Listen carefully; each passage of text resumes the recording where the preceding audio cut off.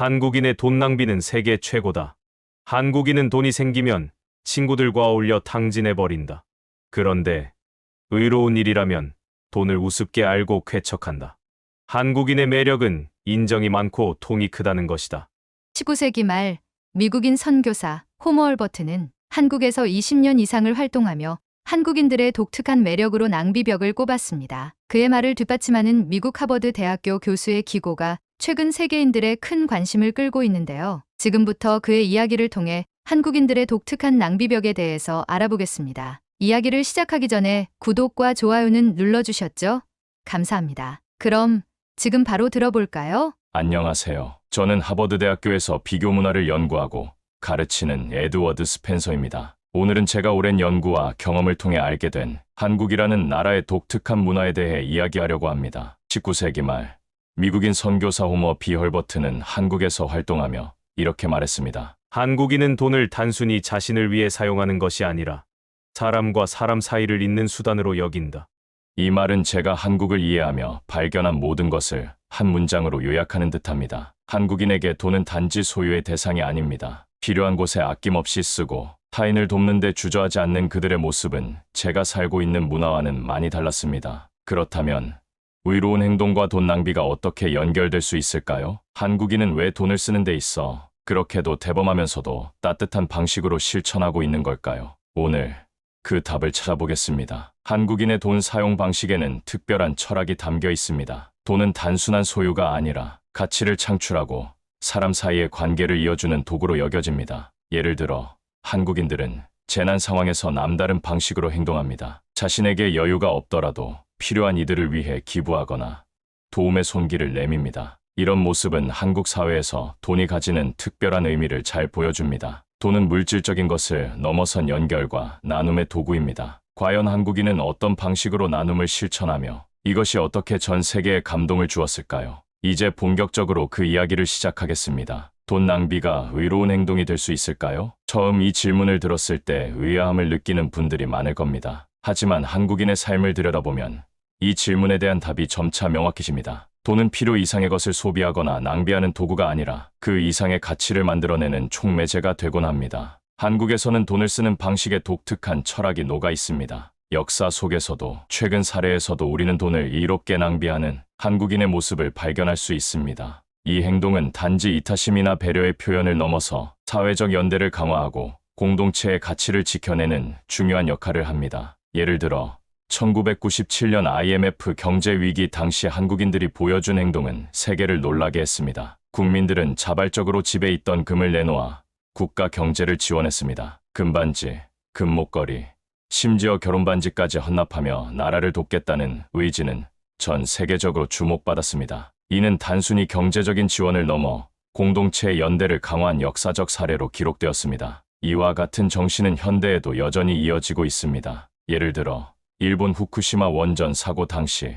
한국인들은 국경을 넘어 도움의 손길을 내밀었습니다. 일본과 역사적 갈등이 있었음에도 불구하고 국민들은 모금 활동에 적극 참여하며 이웃 나라의 재난 극복을 지원했습니다. 이는 한국인의 돈 사용 철학이 단순히 자신이나 자국을 위한 것이 아님을 보여줍니다. 최근에는 이러한 나눔의 방식이 더욱 진화하고 있습니다. LA 산불 사태 당시 한인들은 선결제를 통해 피해자들과 소방관들에게 음료와 식사를 제공하며 도움의 손길을 내밀었습니다. 이들은 돈이란 내가 가진 여유를 통해 다른 사람의 삶을 더 나아지게 하는 수단이라고 믿습니다. 이런 행동은 그 자체로 사람들에게 감동을 주고 한국인의 나눔 문화를 세계에 알리는 계기가 됩니다. 그렇다면 돈을 이렇게 사용하는 한국인의 철학은 어디에서 비롯된 것일까요?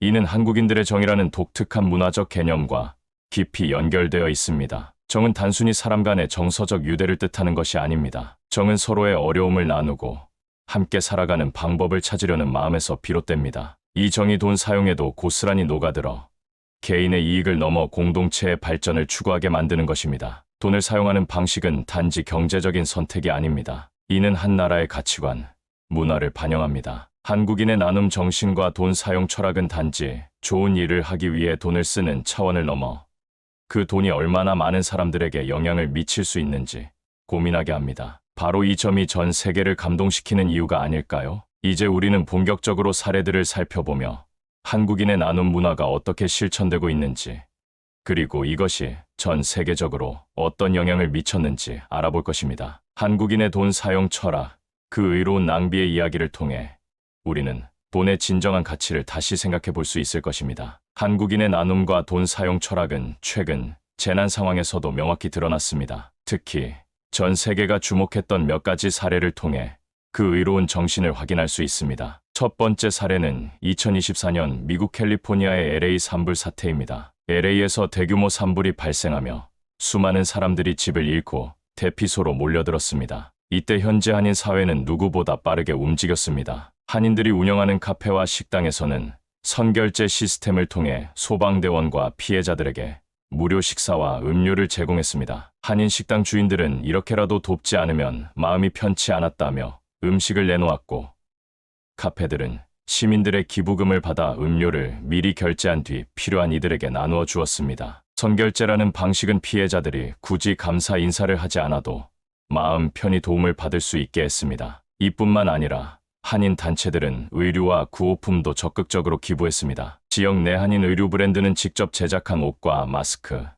양말 등을 대피소에 전달했으며 구호 물품을 포장하고 나르는데 자원봉사로 나선 사람들도 많았습니다. 이러한 활동은 단지 금전적인 기부에 그치지 않고 필요한 곳에 직접적인 도움을 제공하는 방식으로 이어졌습니다. 두 번째 사례는 코로나19 팬데믹 당시 한국인의 기부와 봉사입니다. 코로나19가 전 세계를 강타하며 의료 시스템이 붕괴 직전까지 몰린 상황에서도 한국은 나눔을 통해 위기를 극복했습니다. 병원에서 일하는 의료진을 위해 도시락을 선결제하여 매일 제공하거나 격리된 사람들에게는 식료품을 미리 결제한 뒤 배송하는 방식으로 지원했습니다. 이런 작은 행동들이 모여 한국의 나눔 문화가 얼마나 강력한지 보여줬습니다. 세 번째 사례는 국경을 넘어선 한국인의 나눔입니다. 최근 튀르키예에서 대규모 지진이 발생했을 때 한국인들은 발빠르게 움직였습니다. 온라인 모금 플랫폼과 기부 단체를 통해 선결제를 이용한 기부금을 모았고, 이를 통해 생필품과 의료 물품을 지원했습니다. 한 한국 기업은 재난 지역에서 필요한 것이 무엇인지 직접 조사해 지원했다며 나눔의 효과를 극대화했습니다. 이러한 사례들이 특별한 이유는 단순히 돈을 기부하거나 물품을 전달하는 것을 넘어 나눔의 과정에서 받는 이들의 존엄성을 배려한다는 점입니다. 선결제 방식은 지원을 받는 사람들에게 불필요한 부담감을 주지 않으면서도 필요한 도움을 제공할 수 있는 세련된 방식입니다. 이는 나눔과 배려가 얼마나 조화롭게 시행될 수 있는지를 보여줍니다. 세계가 재난을 맞이할 때마다 한국인의 이러한 행동은 국제사회에 깊은 감동을 주었고, 나눔의 새로운 모델로 주목받고 있습니다. 이제 우리는 일상 속에서도 이러한 나눔 문화가 어떻게 자리 잡고 있는지 살펴보겠습니다. 선결제가 단지 재난 상황에만 국한되지 않고 한국인의 일상에 녹아있는 방식은 더욱 놀라운 이야기를 담고 있습니다. 한국 사회에서 선결제와 기부 문화는 일상 속에서 깊이 뿌리내려왔습니다. 특히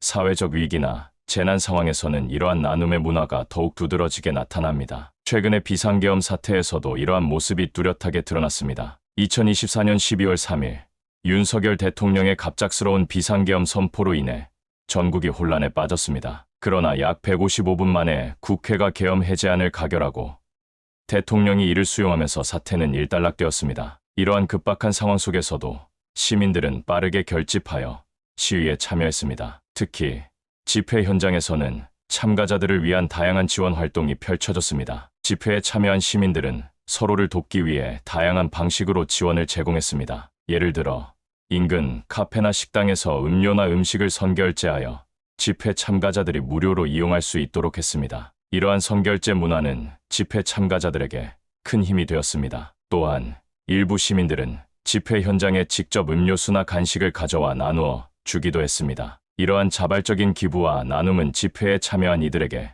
큰 위로와 지지를 제공했습니다. 이러한 모습은 과거의 집회 문화와도 연결됩니다. 1987년 6월 집회 시위 현장에서도 빵과 우유, 김밥과 음료수가 돌았으며 이는 곳곳에서 기부한 것들이었습니다. 이러한 선결제와 기부를 통한 지원은 단순한 물질적 나눔을 넘어 사회적 연대와 공동체 의식을 강화하는 데 큰 역할을 합니다. 시민들은 자발적인 나눔을 통해 서로를 지지하고 공동의 목표를 향해 함께 나아갑니다. 한국인의 이러한 나눔 문화는 단결력과 상부상조의 정신을 잘 보여줍니다. 위기 상황에서 서로를 돕고자 하는 이러한 마음가짐은 한국 사회의 강한 공동체 의식을 나타내며 이러한 문화는 앞으로도 계속해서 이어질 것으로 기대됩니다. 이러한 사례들은 한국 사회의 독특한 나눔 문화를 보여주며 위기 상황에서도 서로를 돕고자 하는 마음이 얼마나 깊이 뿌리내려 있는지를 잘 나타냅니다. 한국인의 의로운 돈 낭비는 재난 상황뿐 아니라 일상 속에서도 쉽게 찾아볼 수 있습니다.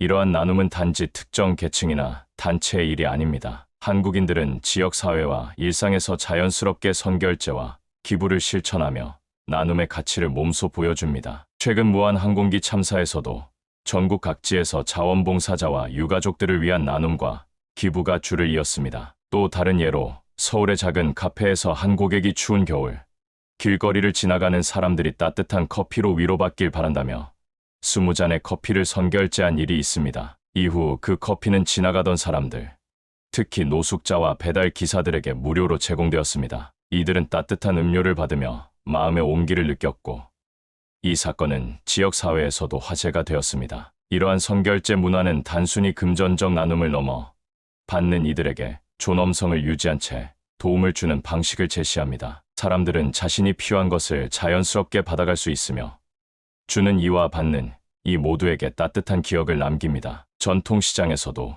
의로운 돈 낭비는 흔히 발견됩니다. 예를 들어 경기도의 한 전통시장에서 한 주민이 떡집에 30만 원을 선결제하며 필요한 어르신들께 떡을 나누어 달라고 부탁한 사례가 있습니다. 이후 떡집 주인은 지역 내 어르신들에게 무료로 떡을 나누어 주었고 이 소식은 지역 신문을 통해 알려지며 많은 사람들에게 감동을 주었습니다. 한국에서는 개인뿐 아니라 기업과 프랜차이즈도 선결제와 나눔 문화에 적극 동참하고 있습니다. 대형 카페 프랜차이즈에서는 고객이 선결제한 음료를 복지시설이나 지역의 어려운 이웃에게 전달하는 캠페인을 자주 운영합니다. 또한 편의점 체인점에서는 고객들이 간편하게 기부할 수 있도록 결제 시스템에 기부 옵션을 추가하여 저소득층 어린이들에게 간식을 제공하는 등 지속적인 나눔을 실천하고 있습니다. 이와 같은 기업의 참여는 나눔 문화를 확산시키는데 크게 기여하고 있습니다. 한국 사회에서는 선결제나 기부가 개인적인 만족을 넘어 지역 사회와 연대를 강화하는 역할을 합니다. 동네 가게에서 자발적으로 기부금을 모으거나 작은 마을에서 전체 주민이 함께 참여하는 기부 프로젝트가 흔히 발견됩니다. 예를 들어 강원도의 한 작은 마을에서는 모든 주민이 각자의 농산물을 조금씩 기부해 지역의 어려운 가구에 전달하는 활동을 매년 이어오고 있습니다. 이처럼 일상 속 나눔은 지역 사회의 결속력을 강화하고 공동체 의식을 높이는 데 큰 역할을 합니다. 한국인의 의로운 돈 낭비는 단순히 누군가를 돕는 행동에 그치지 않습니다. 그것은 사회 전체에 긍정적인 영향을 미치며 인간관계와 공동체의 가치를 재확인시키는 중요한 문화적 특징입니다. 이제 이러한 나눔 문화가 어떻게 과거의 역사 속에서부터 발전해 왔는지, 그리고 이를 통해 한국이 전 세계에 어떤 메시지를 전달하고 있는지 살펴보겠습니다. 나눔은 단지 물질적 지원이 아니라 한국인의 정신과 문화를 대변하는 상징적 행위임을 확인할 수 있을 것입니다. 한국인의 의로운 돈 사용과 나눔 정신은 단기간에 형성된 것이 아닙니다. 오랜 시간에 걸쳐 발전된 이 문화는 여러 역사적 순간에서 확인할 수 있습니다. 그 중에서도 1997년 IMF 외환위기 당시의 금 모으기 운동은 전 세계를 놀라게 한 대표적인 사례입니다. 1997년 한국은 심각한 외환위기에 직면했습니다. 갑작스러운 경제 위기로 인해 국가 채무가 급증했고 정부는 국제통화기금 IMF로부터 구조 조정을 요구받았습니다. 이 시기는 기업들이 도산하고 대량 실업이 발생하며 국민들에게 큰 고통을 안겼습니다. 그러나 이 어려운 상황 속에서 한국인들은 놀라운 결단을 내렸습니다. 국가가 외환을 확보해야 한다는 사실이 알려지자 국민들은 자발적으로 자신의 금을 내놓기 시작했습니다. 금반지, 금목걸이, 심지어 결혼반지와 돌반지까지 아낌없이 헌납하며 나라를 살려야 한다는 의지를 행동으로 보여주었습니다. 금 모으기 운동은 1998년 1월 5일 대한적십자사와 한국은행이 주도하며 시작되었습니다. 첫날에만 약 200kg의 금이 모였고 이 운동은 전국적으로 확산되었습니다. 학생들, 어르신들, 회사원들까지 계층과 세대를 막론하고 참여하였습니다. 결국 약 350만 명이 참여하여 총 227톤의 금을 모았고 이를 통해 약 21억 달러 상당의 외환을 확보할 수 있었습니다. 이 기록은 단순히 물질적 기여를 넘어 국가적 위기에서 국민들이 어떻게 단결할 수 있는지를 보여주는 상징이 되었습니다. 금 모으기 운동은 국제사회에서도 큰 화제가 되었습니다. 세계 각국의 언론은 한국 국민들이 보여준 희생과 단결력을 집중 조명했습니다. 국민들이 자신의 금을 헌납하여 국가를 돕는 모습은 전례가 없는 일이라는 평가와 함께 이는 경제 위기를 극복하는 데 있어 국민적 연대가 얼마나 중요한지를 보여준 사례로 기록되었습니다. 이러한 정신은 현재에도 이어지고 있습니다. 최근 재난 상황에서의 선결제 문화나 기부 활동은 금 모으기 운동의 현대적 버전이라 할 수 있습니다. 사람들은 여전히 공동체를 위해 자신의 것을 나누는 데 망설이지 않으며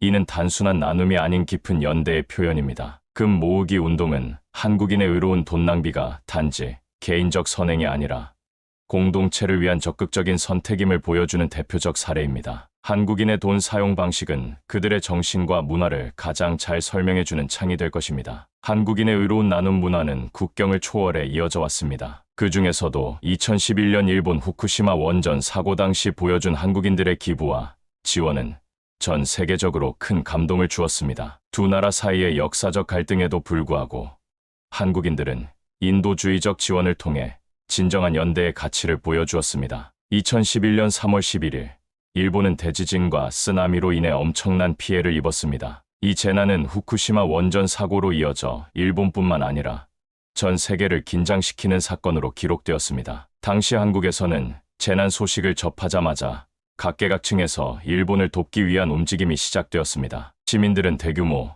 모금 운동에 자발적으로 참여했으며 단체와 기업들도 이에 동참했습니다. 특히 많은 한국인들이 일본을 돕기 위해 금전적 지원을 아끼지 않았습니다. 다양한 모금 활동이 펼쳐졌고 이 과정에서 수억 원의 기부금이 모였습니다. 이와 같은 사례들은 한국인의 돈 사용 철학이 단지 자신을 위한 것이 아니라 세계를 향한 따뜻한 메시지를 담고 있음을 보여줍니다. 이러한 나눔의 정신은 오늘날에도 이어지고 있으며 앞으로도 국제사회에서 중요한 역할을 할 것입니다. 제가 한국의 역사를 연구하고 한국인들의 삶을 가까이에서 관찰하며 느낀 가장 큰 특징 중 하나는 바로 의로운 나눔의 문화입니다. 한국인들은 단순히 기부하거나 돕는 데 그치지 않고 이 나눔을 하나의 철학으로 실천하며 살아갑니다. 그렇다면 왜 한국인들은 이러한 민족성을 갖게 되었을까요?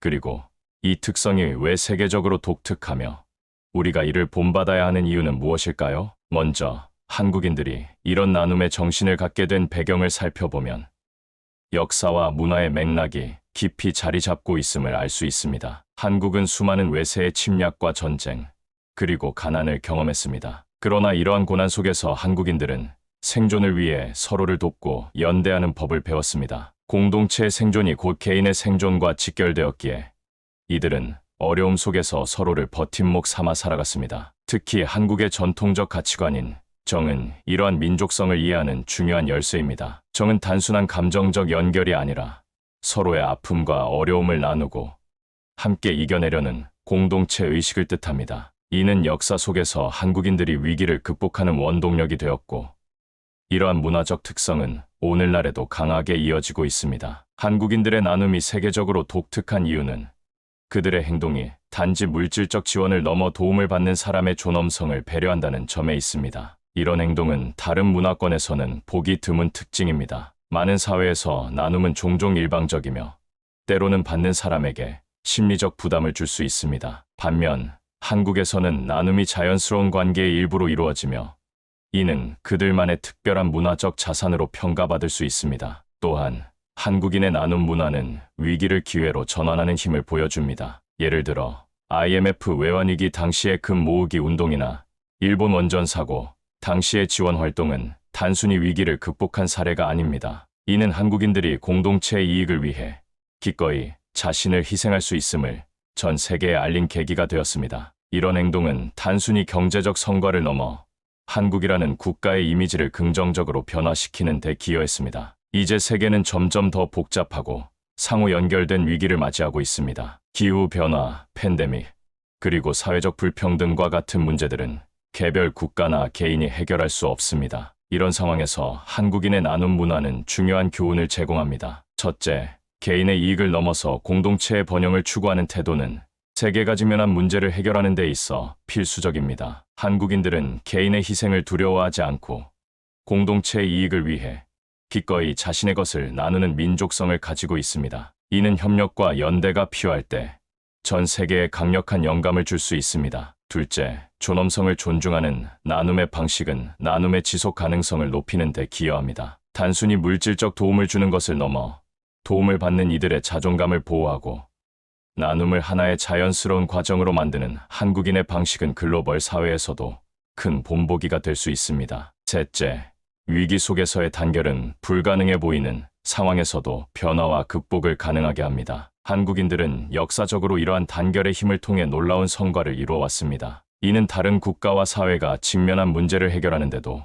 귀중한 교훈을 제공합니다. 결론적으로 한국인의 의로운 나눔은 단지 한국의 독특한 문화적 특징이 아닙니다. 이는 현대 사회가 직면한 많은 문제를 해결하는 데 필요한 중요한 가치이자 원칙입니다. 우리가 한국인들의 나눔과 연대의 정신을 배우고 실천한다면 더 나은 세계를 만들어가는 데 큰 힘이 될 것입니다. 한국인의 나눔과 의로운 돈 사용은 단순한 선행을 넘어선 깊은 철학과 문화적 가치를 보여줍니다. 그들은 개인의 이익을 넘어 공동체의 번영을 위해 자신을 희생하며 나눔을 하나의 삶의 방식으로 실천하고 있습니다. 역사적 아픔과 위기 속에서 뿌리내린 이러한 민족성은 오늘날에도 한국 사회를 움직이는 중요한 원동력이자 전 세계가 주목하는 모범이 되고 있습니다. 한국인은 역사적으로 수많은 위기 속에서 서로를 믿고 돕는 방식으로 어려움을 극복해왔습니다. 이제 우리는 이러한 한국인의 나눔 문화가 단지 그들만의 특징이 아니라 전 세계가 본받아야 할 중요한 가치임을 알게 되었습니다. 나눔은 물질적인 도움에 그치는 것이 아니라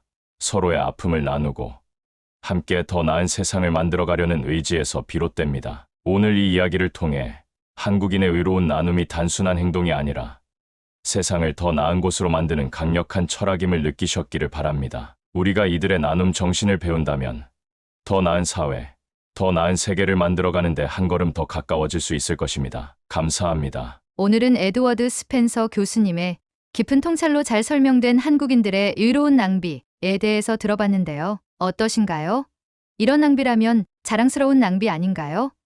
정말 한국 사람들의 남다른 이타심은 세계에서 그 유래를 찾기 힘들 정도일 것 같습니다. 오늘의 이야기도 같이 공감하셨다면 구독과 좋아요 부탁드려요. 끝까지 시청해 주셔서 감사합니다.